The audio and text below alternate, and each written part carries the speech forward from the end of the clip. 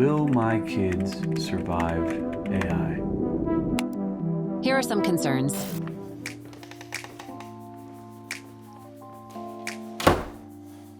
Hey, I'm home. How was your day?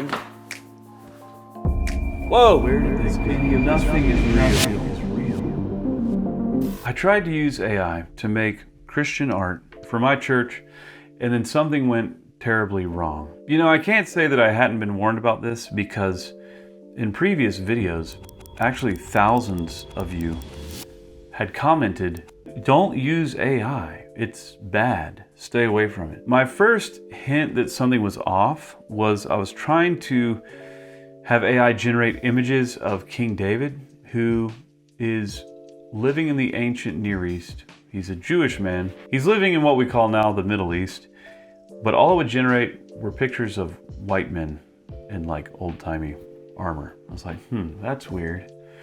And then I came across the news story where someone had tried to use AI to create historic pictures of Nazis, and it generated images of black Nazis. I thought, oh, whoa, that is scary and definitely not accurate. Then Eddie drew my attention to this commercial. Enter a prompt here. Okay, it can't be that hard. How about generate an image of a cat playing guitar? As I watched it, I just knew there was something sinister going on below the surface. Is that how it works? Am I doing AI? Yeah, it just does whatever you type. I can't say that I hadn't been warned about this. Possibly the most sobering warning came from James Lee, who's an animator, and he made a video that's a short story about a man who's an artist who has a sudden burst of inspiration to create something. And in this case, the man's an animator and he's going to create an animation.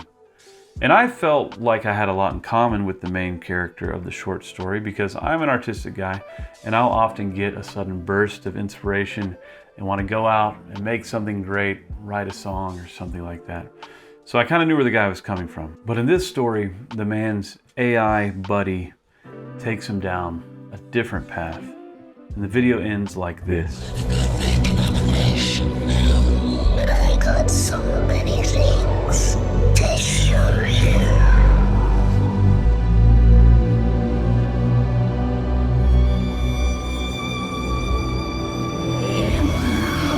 Will that make you feel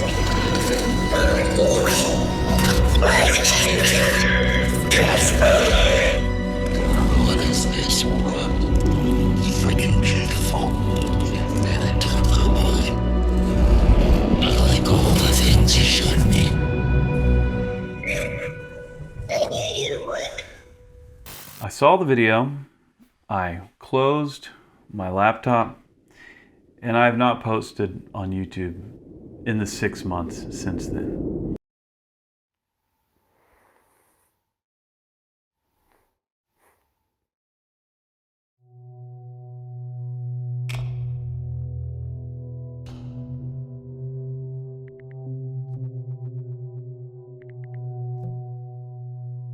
Tim Keller said one time, "You become like what you look at."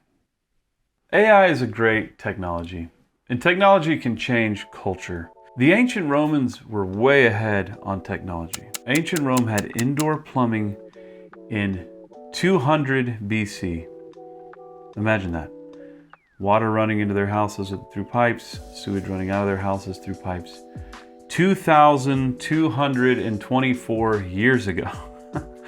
Like 200 years before the birth of Christ, they had indoor plumbing. That's wild. They were able to do this because they had found a new technology. They found a certain type of metal that was really strong, resistant to corrosion, and get this, you could bend it. Like it was really strong, but it was also pliable, so they could make pipes out of it. And so they made these pipes and ran these pipes into their homes so that water could run in the house, sewage could run out of the house. All of a sudden, they have indoor plumbing over 2,000 years ago, and everything changes. Wouldn't that have been awesome? Like, I don't know what life was like in ancient Rome, but all of a sudden getting indoor plumbing must have been Cool. So boom, culture changes overnight. Everybody's got plumbing. It's a big party. It's awesome. And then a couple years later, people start dying of lead poisoning because the technology they had found was lead. Very strong metal. It's also bendable that you can easily make pipes out of. But if you drink your water out of a lead pipe, you will die of lead poisoning. AI and the internet and social media is our culture's lead pipes.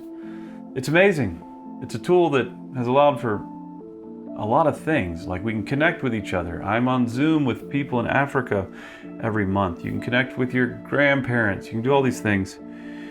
But if you look at all the studies coming out about how it affects the next generation, surely people are dying because of it. Christians, we're living in a huge technological shift, and we have two options. We can use the technology around us as a tool to spread the gospel, make the world better, or we can let them use us as a tool for their purposes. I look at church history in 3 chapters. This might be overly simple, but I see it as 3 chapters. Each chapter has a cultural moment, an innovation in the midst of the cultural moment, and then a gospel explosion that followed. So, chapter 1. The cultural moment is the Pax Romana. I hope I'm saying that right. It's the moment in history when Rome has conquered the entire known world, and the Roman Empire has spread so far that they're almost not at war anymore because they've conquered everybody. That's why they call it the Pax Romana, the Roman peace. And there's this new technology in the midst of this cultural moment, and it's called the Roman roads. Rome had figured out a way to make these big, wide, safe roads to connect all the regions that they ruled. And they made them for their own purposes because they needed to move their soldiers along these roads to control these regions. But then there's a gospel explosion because the early church decides to hijack the Roman roads and use this new technology to distribute the apostles' letters. And the early church spreads like wildfire on these roads, and 33 million people come to faith. It's basically a Star Wars story because the early church takes down the empire. The Roman Empire is persecuting the church, resisting the church, but the church uses their technology against them, and 300 years later, the Roman emperor becomes a Christian. They take over the empire. Chapter 2, the cultural moment is the end of the Middle Ages and the beginning of the modern age, this big shift. And in the midst of that shift, there's a new technology called the printing press. And the church uses the printing press to distribute the Bible around the world for the first time. And lots of people come to faith after reading the Bible. And then the Reformation happens. And finally, chapter 3. The cultural moment is today. Whatever you want to call it. I don't know what historians will call this cultural moment in the future. I personally think they may end up calling it the loneliness epidemic, but we'll make a video about that later. But the cultural moment is just whatever we're in right now. And the new technology is AI and social media and other stuff like that. And the question is, will the church hijack this technology and use it to spread the gospel and make the world a better place like the early church did? Or will this tool use us? I don't know. Will there be a gospel explosion? Or will it be an implosion? I made this whole video just to issue a very simple warning to Christians. You can use the tools that the world makes, but don't let them use you. Like, don't let your kids spend all day on free apps on your phone. Because, you know what they say, if the app is free, you're the product. Use the tools, but don't let them make you a tool for their purposes. Back to the Roman roads. The early church did this. They hijacked this new technology. They're sending the letters of the apostles up and down these roads. They're sending their people on these roads. They're using them to connect these churches that are all over the place.